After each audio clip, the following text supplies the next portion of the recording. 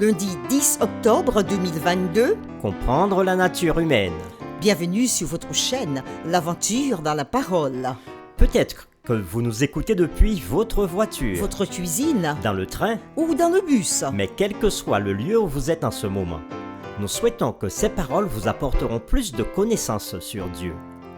Et nous vous invitons encore à marquer votre appréciation en cliquant sur le pouce et en vous abonnant, en laissant des commentaires pour que tous ensemble nous puissions partager cette parole et en partageant le lien au maximum avec vos amis, vos connaissances et ceux qui vous sont chers. Le texte à mémoriser de cette semaine que nous vous invitons à dire avec nous se trouve dans Genèse chapitre 2, le verset 7. L'Éternel Dieu forma l'homme de la poussière de la terre. Il souffla dans ses narines une respiration de vie, et l'homme devint une âme vivante. Nous pouvons le dire à nouveau pour le retenir. L'Éternel Dieu forma l'homme de la poussière de la terre. Il souffla dans ses narines une respiration de vie, et l'homme devint une âme vivante. Peut-on harmoniser des paroles contradictoires de Dieu et de Satan ? Y a-t-il une âme immatérielle ou un esprit immatériel qui survit après la mort physique ? Par tous les animaux de la terre et de l'eau, par le chant des oiseaux, par le chant de la vie, par l'homme que tu fis, juste moins grand que toi, et par tous ces enfants, je veux crier mon Dieu, tu es grand, tu es beau, Dieu vivant, Dieu très C'est la question à laquelle nous répondrons durant les réflexions de cette semaine. Et nous avons commencé le samedi 8 octobre à introduire en disant que beaucoup de personnes essayent d'harmoniser les paroles de Satan avec les paroles de Dieu. Pour eux, l'avertissement « tu mourras » ne se référait qu'au corps physique périssable, tandis que la promesse « vous ne mourrez pas » est une allusion à une âme ou à un esprit immortel. Et nous avons considéré plusieurs tentatives philosophiques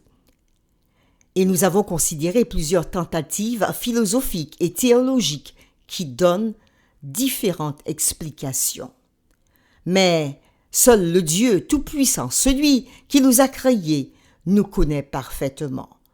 Et ainsi, ce n'est que dans sa parole qu'il nous a adressé, la Bible, que nous pouvons trouver des réponses à ces affirmations. Et le dimanche 9 octobre, nous avons dit que l'affirmation selon laquelle l'âme est une entité consciente qui peut exister séparée du corps humain est une idée païenne et non biblique. Comprendre la vraie nature de l'humanité nous empêche d'accepter la notion populaire d'une âme immatérielle et toutes les erreurs dangereuses construites sur cette croyance. Il n'y a pas d'existence consciente d'une partie isolée de l'être humain, séparée de la personne dans son ensemble.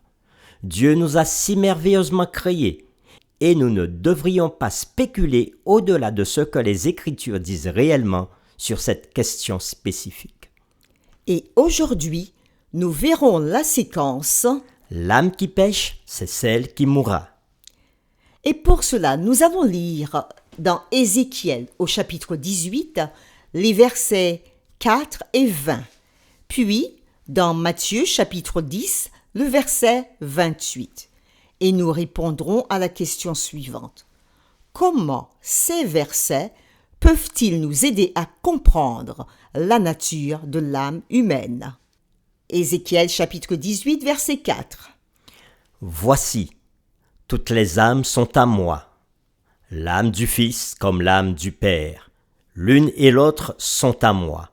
L'âme qui pêche, c'est celle qui mourra. Ézéchiel chapitre 18, le verset 20. L'âme qui pêche, c'est celle qui mourra. Le Fils ne portera pas l'iniquité de son Père, et le Père ne portera pas l'iniquité de son Fils. La justice du juste sera sur lui, et la méchanceté du méchant sera sur lui. Et maintenant, dans Matthieu chapitre 10, le verset 28, c'est Jésus qui parle. Ne craignez pas ceux qui tuent le corps et qui ne peuvent tuer l'âme. Craignez plutôt celui qui peut faire périr l'âme et le corps dans la géhenne. Fin de la lecture. Nous reprenons notre question. Comment ces versets peuvent-ils nous aider à comprendre la nature de l'âme humaine? La vie humaine dans ce monde pécheur est fragile et transitoire. Et que dit le prophète Ésaïe justement sur cela? Lisons-le dans Ésaïe au chapitre 40, les versets 6 à 8. « Toute chair est comme l'herbe, et tout son éclat comme la fleur des champs. L'herbe sèche, la fleur tombe, quand le vent de l'Éternel souffle dessus. Certainement, le peuple est comme l'herbe sèche, la fleur tombe, mais la parole de notre Dieu subsiste éternellement. » Fin de la lecture. Rien de ce qui est affecté par le péché ne peut être éternel par nature. L'apôtre Paul nous dit dans Romains chapitre 5, le verset 12, « C'est pourquoi, comme par un seul homme, le péché est entré dans le monde, et par le péché la mort, et qu'ainsi la mort s'est étendue sur tous les hommes, parce que tous ont péché. » La mort est la conséquence naturelle du péché qui affecte toute vie ici-bas. Nous avons deux concepts bibliques importants portant sur le sujet de la mort. Le premier concept, les êtres humains et les animaux ont tous part à la mort.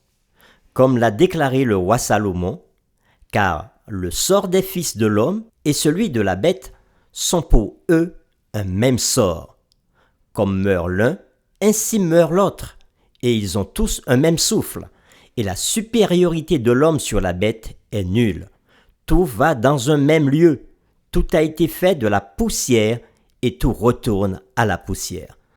Salomon le dit dans Ecclésiaste chapitre 3, les versets 19 et 20. Et quel est le deuxième concept concernant la mort? La mort physique d'une personne implique la cessation de son existence en tant qu'âme vivante. En hébreu, nous l'avons déjà dit, nefesh.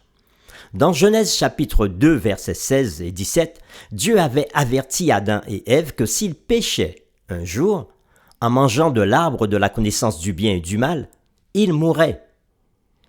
Faisant écho à cet avertissement, le Seigneur renforça le point dans Ézéchiel chapitre 18, versets 4 et verset 20, où Dieu disait « L'âme qui pêche, c'est celle qui mourra ». Cette déclaration a deux implications principales.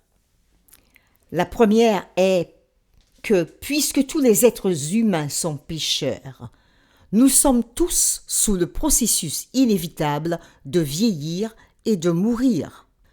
Une autre implication est que ce concept biblique rend nulle la notion populaire d'une supposée immortalité naturelle de l'âme.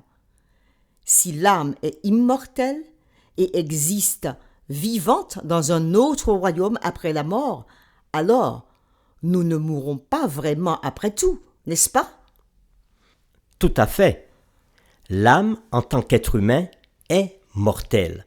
Et le prophète Ézéchiel dit clairement que l'âme est mortelle lorsqu'il déclara « L'âme, c'est-à-dire la personne humaine, qui pêche, c'est celle qui mourra. » Une âme qui pêche, c'est-à-dire une personne qui ne vit pas selon la volonté de Dieu, périra. Cela signifie qu'une âme, un être humain, peut pécher et mourir. Jésus le confirme en disant « Craignez plutôt celui qui peut faire périr l'âme et le corps dans la géhenne. » Dans ce texte, notez que Jésus parlait de la destruction de la personne tout entière, la dimension interne et externe de l'existence humaine. Et en parlant de la géhenne, Jésus voulait parler de l'étang de feu, tel qu'il est mentionné dans le livre de l'Apocalypse. L'âme n'existe pas sans le corps et ne survit pas à la mort du corps. Seul Dieu est capable de tuer l'âme, ce qui signifie que l'âme n'est pas immortelle. L'âme signifie ici la vie d'une personne, son existence totale et son destin. Il ne se réfère pas à une âme ou à un esprit immortel. De même, le corps ne représente qu'une existence physique temporaire. Selon la Bible, l'âme meurt. En revanche, la solution biblique au dilemme de la mort n'est pas une âme sans corps migrant au paradis ou au purgatoire ou même en enfer ou bien errant par-ci et là. La solution est en effet la résurrection finale de ceux qui sont morts en Christ. Comme l'avait dit Jésus dans son sermon sur le pain de vie, et il dit ce qui suit, « Quiconque voit le Fils et croit en lui a la vie éternelle, et je le ressusciterai au dernier jour. » On peut lire cela dans Jean chapitre 6, le verset 40. Pour terminer, réfléchissons à ces questions. Pourquoi la certitude de la seconde venue de Christ, qui est assurée par sa première venue, est-elle si cruciale pour tous ceux que nous croyons sur la mort? Quel espoir aurions-nous sans la promesse de son retour? Nous vous invitons à vous joindre avec nous dans cette prière. Seigneur, merci de ce que nous sommes des créatures si merveilleuses. Quand le péché s'est introduit dans le monde, la mort est apparue aussi. Tu nous as rappelé que l'âme qui pêche, c'est celle qui mourra. Mais tu nous as encore fait et tu nous rappelles encore cette promesse, que tu reviendras et que chaque être humain pourra un jour te voir, ceux qui t'auront accepté comme Seigneur et Sauveur de leur vie. Et maintenant, nous voulons déjà proclamer cette espérance de pouvoir te voir un jour face à face. Voir mon Sauveur face à face. Voir Jésus dans sa beauté, ô joie, ô suprême grâce, ô bonheur, félicité. Oui, Seigneur, dans ta magnificence, je te verrai, toi le divin roi, et pour toujours en ta présence, je serai semblable à toi. Ta gloire est aujourd'hui encore voilée, oui, d'un voile ensanglanté, mais bientôt sera révélée ton ineffable beauté. Oui, dans ta magnificence, je te verrai, divin roi, pour toujours en ta présence. Je serai semblable à toi. Oh, quel transport d'allégresse quand tes yeux baissés sur moi me diront avec tendresse, je mourus aussi pour toi. Oui, Seigneur, dans ta magnificence, je te verrai, toi le divin roi, et pour toujours en ta présence, je serai semblable à toi. Père, consolide cette espérance en chacun de nous, pour qu'un jour, nous puissions enfin être en ta présence, la terre, l'univers débarrassés à tout jamais du péché. Amen.